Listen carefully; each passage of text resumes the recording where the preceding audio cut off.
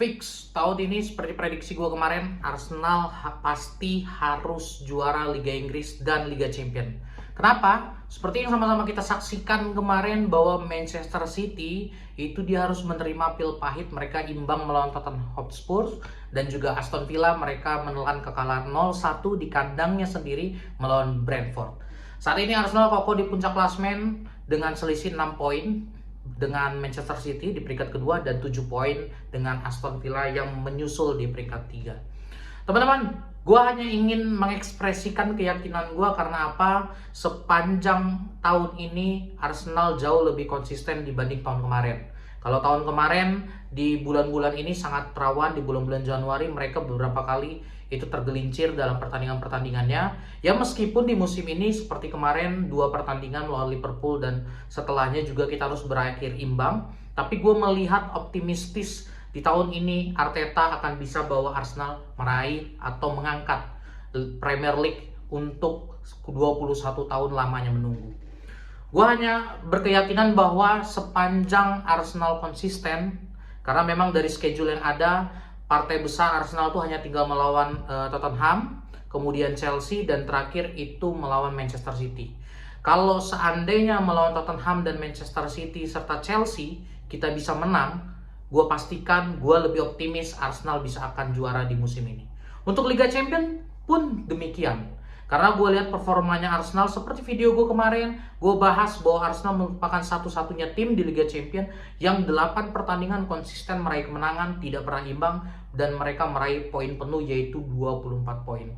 Hal inilah yang lantas membuat gue yakin bahwa Arsenal di musim ini akan jauh lebih gemilang. Apalagi seperti yang kita ketahui, Arsenal masih ada kesempatan untuk raih treble winner. Mereka juga nanti akan menghadapi Chelsea juga di Piala Liga semifinal, kemungkinan di hari Rabu besok. Kalau seandainya dia menang, Arsenal kemungkinan akan melaju ke final dan bisa meraih treble winner juga di musim ini. Gue yakin bahwa hal ini menjadi prediksi yang baik. Kenapa? Karena saat ini Arsenal merupakan satu-satunya tim The Big Four yang sudah cukup lama tidak meraih juara. Dan gue sebagai pendukungnya sangat-sangat menantikan di mana momen Arsenal di tahun ini bisa mengangkat piala, terutama di Premier League. Dan gue percaya juga bahwa sepanjang Arteta mengerti keadaan pemainnya, Arteta paham situasi seperti apa yang dirasakan oleh pemain, terutama dalam menyiapkan line up dalam setiap pertandingannya, menyusun strategi, melihat tim lawan potensinya seperti apa. Sepanjang itu bisa dilakukan dengan baik, gue yakin Arsenal bisa juara di musim ini. Gue tidak peduli dengan hirauan-hirauan fans-fans tim-tim lain, fans Liverpool, fans MU, fans Manchester City, fans Chelsea, dan lain-lain. Kenapa? Karena gue bicara fakta. Hingga di pekan saat ini, di pekan ke-20 sekian, Arsenal masih konsisten di peringkat pertama. Artinya gue berharap tidak ada lagi skema-skema tergelincir, ditahan imbang, kalah melawan tim-tim papan tengah atau papan bawah di Premier League. Gue hanya pengen melihat Arsenal setiap pertandingannya konsisten, apalagi ditambah sekarang pemain-pemain sudah kembali dari cedera. Hanya saja kemarin kita menerima kabar buruk dari Kai Havertz yang kembali harus menepi hingga akhir musim karena cedera yang dialami.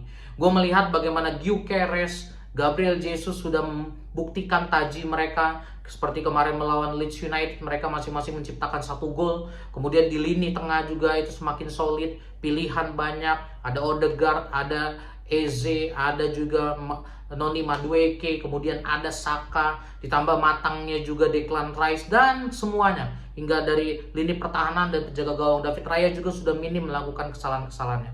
Artinya hal-hal ini teman-teman, ini membuat gue yakin bahwa gue percaya di musim ini Arsenal menjadi salah satu tim paling konsisten yang secara penampilannya juga paling baik, sehingga apa tujuan atau target gelar juara baik itu Premier League maupun UCL di tahun ini bisa diraih.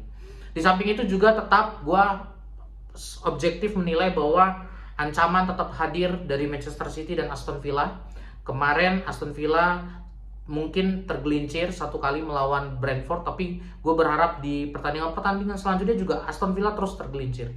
Begitupun Manchester City, entah kenapa Manchester City ini semakin kesini mereka semakin konsisten. Beda dengan di awal musim, mereka sempat terseok-seok, sempat kalah, sempat imbang, tapi mulai dari bulan Oktober sampai di Januari kemarin mereka terus menampilkan konsistensinya. Hanya saja kemarin mereka melawan Tottenham Hotspur, mereka harus bermain imbang, mereka harus berbagi poin dengan Tottenham, dan hal itu juga menguntungkan bagi kita Arsenal, sehingga jarak yang saat ini itu cukup jauh, yaitu 7 dan 6 poin. Dan kritik gue kepada Arteta ialah bagaimana Arteta harus menemukan strateginya. Gue melihat ancaman yang lain itu datang dari Manchester United, meskipun kita sama-sama tahu bahwa kita tidak akan menghadapi MU lagi di sisa kompetisi yang ada, tapi gue melihat peran Michael Carrick di MU ini menjadi ancaman juga. Gue tidak mendiskreditkan kehadiran Michael Carrick itu bukan sebagai ancaman. Kenapa? Karena dari 3 pertandingan yang sudah ada, Carrick itu benar-benar bisa meramu MU menjadi tim yang benar-benar solid. Hal inilah yang memang harus diperhatikan oleh Arteta untuk bisa menemukan strategi apa yang pas. Counter pressing yang selama ini dijalankan itu hal yang baik. Hanya saja kadang gue melihat di pertandingan pemain-pemain di Arsenal tuh terutama dalam melakukan serangan itu seperti minim kreativitas. Banyak bola yang dialirkan, position bola berjalan, tapi finishing buruk, kemudian passing yang tidak jelas kemana, kemudian gerakan tanpa bola juga seperti kebingungan. Dan ini yang menjadi concern daripada Arteta untuk di sisa musim yang ada ini. Dan gua melihat bahwa pemain-pemain yang saat ini ada itu semua kompetisi itu bersaing dengan sehat, dengan baik, terutama untuk dari penjaga gawang sampai ke depan. Artinya banyak pilihan bagi Arteta untuk bisa merotasi pemain mana yang lebih siap dibanding dengan pemain yang lainnya.